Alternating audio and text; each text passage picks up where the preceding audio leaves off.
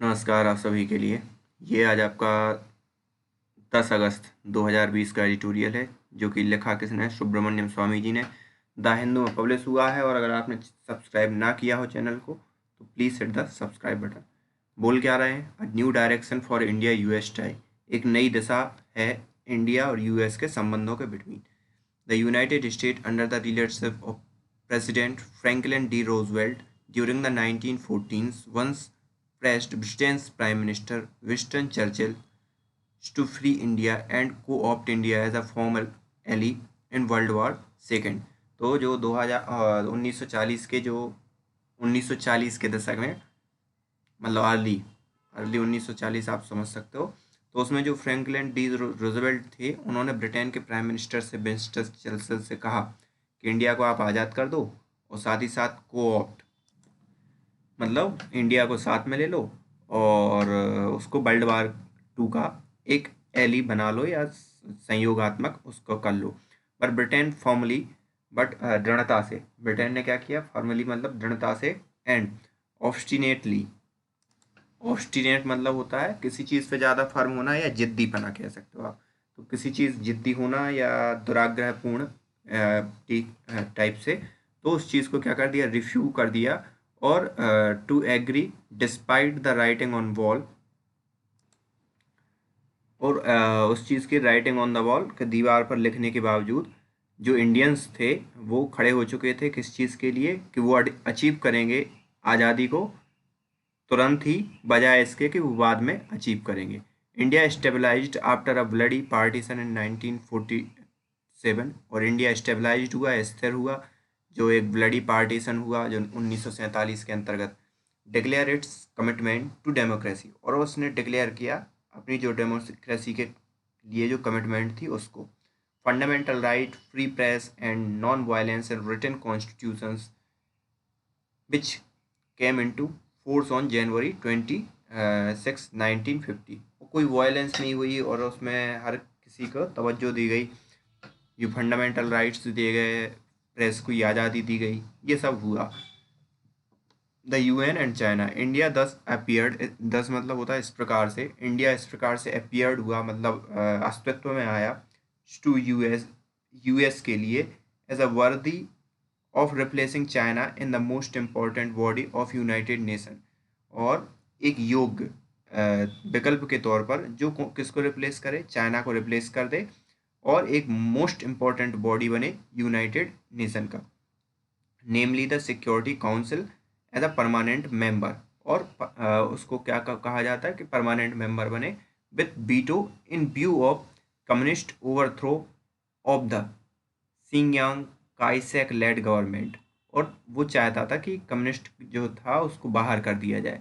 According to recent study by doctor Anton Harder, not at cost of China, जो recent study की है doctor Anton harder ने, उसका शीर्षक क्या था, not at the cost of China, new evidence regarding US proposal to Nehru for joining United Nation Security Council, working paper 76।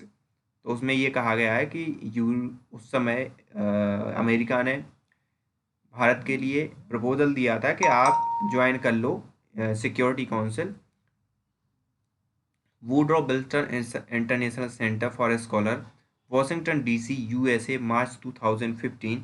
जो ये रिपोर्ट आई है या जो डॉक्यूमेंट्स की ये जो लिंक इन्होंने दे रखी है, the author state that the US offer for India to join UN Security Council was conveyed by India's ambassador to US then Mrs. Vijaya Lakshmi Pandit, Jawaharlal Nehru sister. और ये किसके द्वारा कन्वे करवाया गया या किसके द्वारा इस चीज़ का संदेश भेजा गया, जो तत्कालीन एम्बेसडर थी अमेरिका में भारत की, वो थी जवाहरलाल नेहरू जी की बहन विजया लक्ष्मी पंडित। तो उनके द्वारा ये चीज़ कहलवाई गई।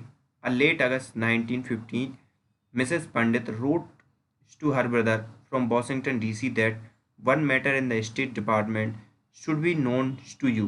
एक मैटर है जो स्टेट डिपार्टमेंट का, वो आपको जानना है है या जानना चाहिए। This is the unseating of China as a permanent member in the Security Council and of India being put in her place। और ये था कि चाइना को रिप्लेस करके इंडिया को उस प्लेस पर पहुंचा दिया जाए। Nehru's response to his sister within a week was unequivocal. तो नेहरू का जो रिस्पॉन्स था अनइक्विवोकल मतलब स्पष्ट था इस एक ही वीक के अंदर। In your letter you mention that the state department is trying to unseat China as permanent member of security council and to put India in her place. तो मतलब कि चाइना को अलग करना चाहता है स्टेट डिपार्टमेंट और इंडिया को उस प्लेस पे पहुंचाना चाहता है। So far as we are concern we are not going to countenance it. Countenance का यहाँ पर मतलब होता है कि समर्थन नहीं करते। We are not going to agree with that या समर्थन करेंगे इस चीज़ का। That would be bad from every point of view. और ये बहुत ही बुरा था हर एक point.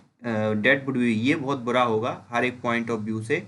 It would be clear affront to China and it would mean some kind of break between us and China।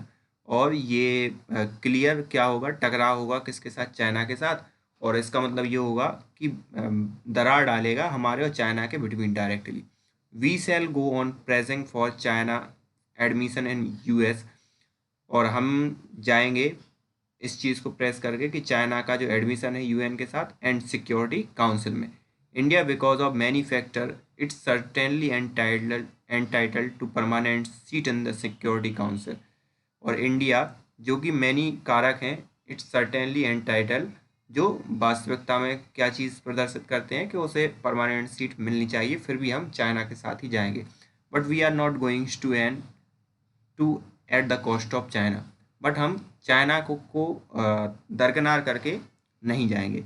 Nehru not only decline the US offer to India to become a UNSC permanent member with veto but instead campaigned for China to take up the seat. बल्कि China के लिए उन्होंने क्या किया, campaign किया कि वो seat उसे ही मिले। The US however resisted that campaign till 1972।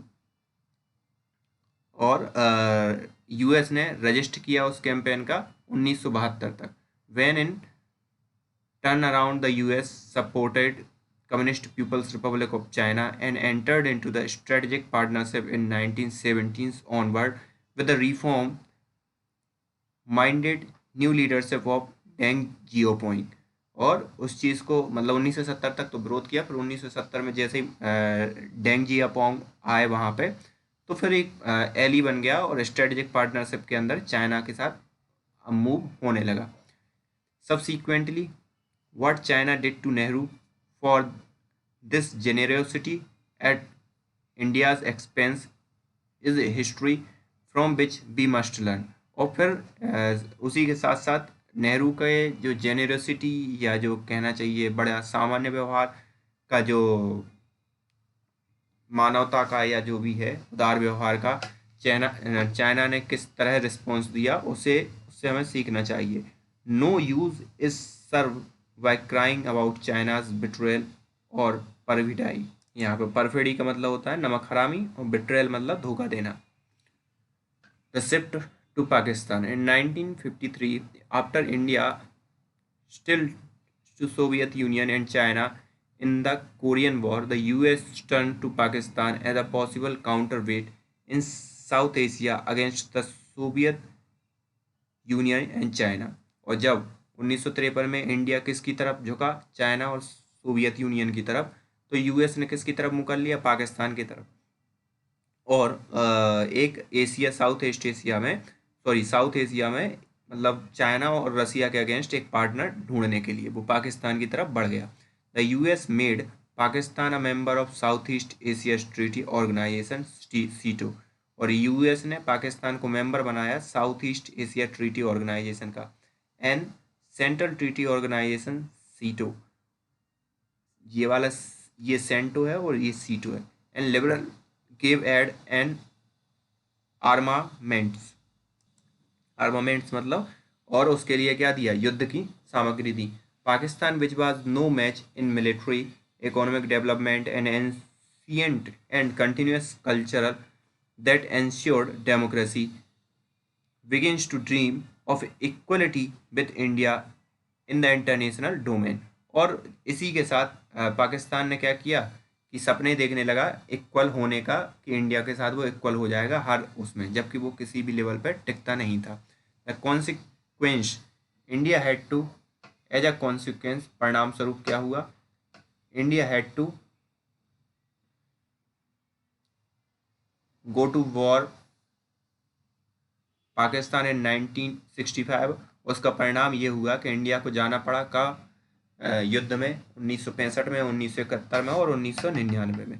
Losing precarious प्रिकेशियस life defending अवर, प्रिकेशियस मतलब प्रीसियस, सॉरी प्रीसियस लाइफ, कीमती life, defending our on territory, और हमारी टेरिटरी को हम उन लोगों ने खोया, मतलब जानों को खोया। The US even sent a seventh fleet task force with nuclear weapon on board to threaten us on the dismemberment of Pakistan। Dismemberment मतलब बहिष्कार करना। तो सेवेंथ फ्लीट टास्क फोर्स को हम लोगों के अगेंस्ट ही उसने, यूएस ने हमें धमकाने के लिए भेजा। द रेस्ट इज हिस्ट्री, और जो बचा हुआ है वो इतिहास है। We have to learn from past mistake, और हमें सीखना चाहिए पिछली मिस्टेक्स के कारण। Today there is a new opportunity with US but it is not on a clean slate. और वर्तमान में एक नई अपॉर्चुनिटी है यूएस के साथ, बट क्लीन मतलब सफेद उस स्लेट पे नहीं है कि उसमें हमें कोई चुकाना नहीं पड़ेगा। अमेरिकाज नवंबर पोल, अमेरिका में होने वाले नवंबर के जो पोल्स हैं। The success of our new bonding with US will first depend on the outcome US presidential election this November. जो वर्तमान में जो नवंबर में जो चुनाव होने वाले हैं वो इस सब चीज़ों को डिसाइड करेगा कि हमारे कैसे रिलेशन रहने वाले हैं। The Democratic Party rivals and presidential candidate Joe Biden has already taken a hostile stand against our government, और शत्रुतापूर्ण एक स्टैंड ले लिया है हमारी गवर्नमेंट के प्रति। With the left wing and liberals in US highly critical of Narendra Modi government such as revising the Citizenship Amendment Act passed by India's parliament with the 2/3 majority। तो जो डेमोक्रेटिक के वो हैं वो उनका विरोध कर रहे हैं। अगर मान लो जो बाइडेन जीतता है तो वो इंडिया के अगेंस्ट है, उसने सीएए के विरोध भी चीज़ें की हैं, जो कि दो तिहाई बहुमत से पास हुआ है जो act. In inner US circle our purchase from Russia of S-400 air defense missile system and refusal to agree to America's request to send Indian troops to Afghanistan have mostly wound off US officials। US policymakers know Indian love atmosphere। तो यहाँ पे वो क्या बोल रहे हैं, जो वर्तमान में जो इनर सर्किल में अगर देखा जाए तो S-400 हम खरीद रहे हैं, जबकि अमेरिका ने उस पर बैन लगा रखा है। और अमेरिका की रिक्वेस्ट थी कि अमेरिका अफगानिस्तान में अपने ट्रूप्स भेजो इंडिया से, जो कि रिफ्यूज़ कर दी इंडिया ने। तो ब्रांड ऑफ मतलब बहुत चक्कर रह गया है यूएस के जो ऑफिशियल्स थे वो इस चीज़ से। अब US policy makers know Indian love atmospheric and melas but not substantive issue which concern the US. तो जो यूएस के पॉलिसी मेकर हैं वो जानते हैं इंडिया के लव एटमॉस्फेरिक मेलाज को, बट नॉट सब्सटेंसिव इशू, जो इशू या जो मुद्दे हैं, संवेदनशील मुद्दे हैं जिनके बारे में यूएस कंसर्न करता है। Therefore we need to build trust with US. अब तो इस चीज़ की ज़रूरत है कि हमें आवश्यकता है कि हम क्या करें, यूएस के साथ ट्रस्ट मेंटेन करें। That we will give the US as a good its gives us. और इससे क्या होगा, we will give US as good as it give us. जितना कि वो हमें दे रहा है उतना ही अच्छा हम उसे दें। And not give us lecture, और हमें सिर्फ लेक्चर ना दें। Instead of lectures instead the US will then respond more than what we concede. और फिर यूएस क्या करेगा, रिस्पॉन्स करेगा ज़्यादा जितना कि हम स्वीकार करते हैं। कंसीड मतलब स्वीकार करना, मान ले, मना लेना टाइप की चीज़। The 1991 when the Prime Minister of Chandrasekhar told me to find out if we can get a policy condition free loan at a concessional interest rate from International Monetary Fund। तो 1991 में जब चंद्रशेखर ने कहा था इनसे, सुब्रमण्यम स्वामी से, कि अगर हम ले सकें क्या पॉलिसी कंडीशन फ्री लोन कहाँ से, आईएमएफ से ले सकें, तो आई टोल्ड हिम, तो इन्होंने उनसे कहा कि that IMF would never agree, IMF बिल्कुल एग्री नहीं होगा, but since a large size of voting power in the IMF was directly और indirectly controlled by US, we should place it the US. और तब से लेकर आप तक आज तक क्या हो रहा है कि डायरेक्टली और इनडायरेक्टली आईएमएफ में यूएस का ही डोमिनेशन है, और वी शुड प्लेस इट मतलब हमें तसल्ली देना चाहिए यूएस के लिए। देयर आफ्टर, उसके बाद prime minister Chandrashekhar spoke to US, Chandrashekhar ने यूएस से कहा that India would agree to pending American request with the prime minister office for permission to refuel their Air Force plane flying from Philippines to Saudi Arabia for the first Gulf War when Iran occupied Kuwait। तो India agree होगा किस चीज़ पे, pending जो American request थी prime minister office के साथ कि permission मिले रिफ्यूल की उनके एयरफोर्स प्लेन के लिए, अमेरिका के एयरफोर्स प्लेन के लिए जो कि फिलीपींस से उड़ते हैं सऊदी अरेबिया जिन्हें जाना रहता है, तो फर्स्ट गल्फ वॉर के समय पे। I thereafter told the US ambassador in New Delhi about this, but I said I was conditional on getting 2 billion, but उन्होंने कंडीशन दे रखी थी कि 2 बिलियन इन्हें चाहिए। उन्होंने उसके बाद ये कहा over the Weeknd the loan arrived and India was saved from a default, और उसके ही कुछ वीक बाद लोन आ गया था और इंडिया क्या हो गया था, सेव हो गया था डिफ़ॉल्ट होने से। इन इन सिंक्रोनी, सिंक्रोनी मतलब कोई साइमल्टेनियसली या उसी दौरान कोई काम करना या कोई एक्शन कर देना। टुडेज दस द न्यू और fresh paradigm should be on how to structure India US understanding and which is in sync with common India US perspective. और जो पर्सपेक्टिव हैं या जो उद्देश्य हैं जो भी वो हैं, तो ये भी वर्तमान में भी यही एक माहौल है, फ्रेश माहौल है कि जो कैसे हम स्ट्रक्चर करते हैं इंडिया और यूएस की अंडरस्टैंडिंग को और सिंक करते हैं जो हमारे कॉमन पर्सपेक्टिव हैं उनके साथ। For this structuring we must, इन सब की जो स्ट्रक्चरिंग हो रही है उसमें सबसे पहले हमें किस चीज़ को first realize that US relation require give and take on both side. India US relation के लिए आवश्यकता है गिव एंड टेक, मतलब आपके पास कुछ होना चाहिए उन्हें देने के लिए, उनके पास कुछ होना चाहिए हमें देने के लिए। What India need to take today is for dealing with Ladakh confrontation on our side of line of actual control by China. तो इंडिया के लिए आवश्यकता क्या है कि वो डील करे जो लद्दाख कन्फ्रंट्रेशन है लाइन ऑफ एक्चुअल कंट्रोल के साथ, चाइना के साथ। Obviously India need US hardware military equipment, और इसके लिए स्पष्ट रूप से क्या है, ऑब्वियसली मतलब स्पष्ट रूप से हार्डवेयर और मिलिट्री इक्विपमेंट की ज़रूरत पड़ेगी। India does not need US troop to fight our battle against China on our border. और इंडिया के लिए ज़रूरत नहीं है कि यूएस ट्रूप यहाँ आए और फाइट करे इंडिया के लिए चाइना के विपक्ष में या अगेंस्ट में। Third, the US need India to fight her enemy in the neighbourhood such as Afghanistan. The US आवश्यक है इंडिया के लिए कि फाइट करे एनिमी जैसे अफगानिस्तान हो गया। It is my view that India should send 2 division gradually of Afghanistan and relieve US troop to go home. और इनका अकॉर्डिंग ये है कि इंडिया को वहाँ पे अपनी ट्रूप भेज देनी चाहिए और यूएस का साथ देना चाहिए और यूएस की ट्रूप को क्या शांति देनी चाहिए। India need to support of US and its Eli.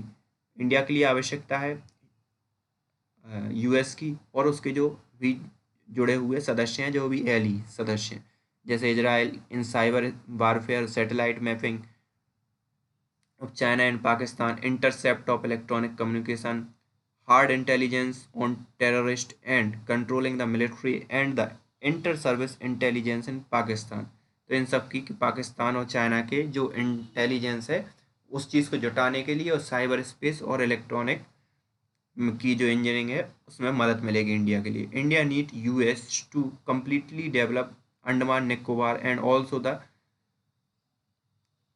Lakshadweep Island as a naval and air force base, which the US can share along with its allies such as Indonesia and Japan।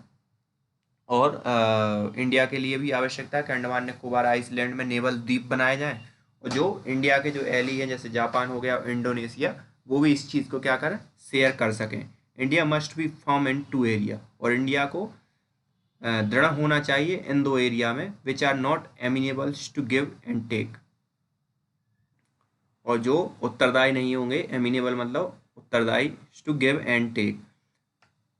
One is that economic relation must be based on macro macro economics commercial principle. और एक और चीज़ ये है कि economic जो है relation वो किस पे बेस्ड होने चाहिए मैक्रो इकोनॉमिक कमर्शियल प्रिंसिपल्स पे। Free indiscriminate flow of US foreign direct investment is not in India's national interest। अगर डायरेक्ट ही अपन यूएस के एफडीआई को आपने डायरेक्ट फ्लो कर दिया तो वो इंडिया के हित में नहीं रहेगा। Looks and at technology thus India need technology such as thorium utilization desalination of seawater and hydrogen fuel cells, but not Walmart and US universities to start campuses in India as proposed in Indian New Education Policy Draft। तो ये होना है हाँ मतलब technology लानी है thorium को utilisation करने के लिए, लेकिन वो ऐसा नहीं होना चाहिए कि वॉलमार्ट यहाँ आए और यूएस की यूनिवर्सिटी यहाँ कैंपस स्थापित करें जैसा कि न्यू एजुकेशन पॉलिसी में कहा गया है। 8 the US must allow India export of agriculture product। US को अलाउ करना चाहिए इंडिया के एक्सपोर्ट को agriculture product including bos indicus milk which are of highly competitive price in the world, जो कि बहुत ही कॉम्पिटिटिव प्राइस है वर्ल्ड के अंदर। FDI should be allowed in to India selectively from award including from US based on the economic theory of comparative advantage and not on subsidized and gratis। तो comparative advantage के तहत US का जो FDI या जो भी बाहर से भी जो एफडीआई आ रही है उस चीज़ को अलाउ किया जाना चाहिए, ना कि सब्सिडाइज और फ्री बेसिस। ग्रेटिस मतलब मुफ्त में भेज देना। 10th traffic of both India and the US should be lowered and the Indian rupee should be gradually revalued to 35 to a dollar। और जो टैरिफ हैं जो इंडिया और यूएस के वो कम होने चाहिए और जो इंडिया की रुपी है उसको ग्रेजुअली रीवैल्यूड करना चाहिए 35 एक डॉलर के लिए। Later with economy picking up the rupee rate should go below 10 to और डॉलर। और जैसे ही इकोनॉमी जब पिकिंग अप बढ़ेगी तो जो रुपया है वो $10 से नीचे आ जाएगा। The other firm constant it's that India should not provide the US with our troops to enter Tibet और be involve in the Hong Kong and Taiwan issue because there is always a possibility of leadership change in China as what happened when Deng Xiaoping replaced Mao Zedong's nominee in 1980।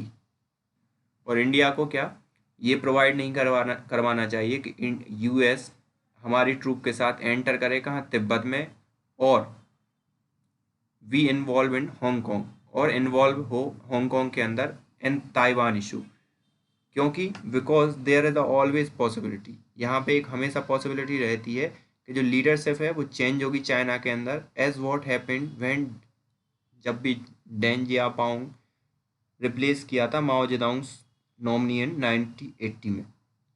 दस China's policy changed very favourably toward India. और ऐसे क्या होगा कि China की जो policy है वो चेंज होगी इंडिया के रिगार्डिंग।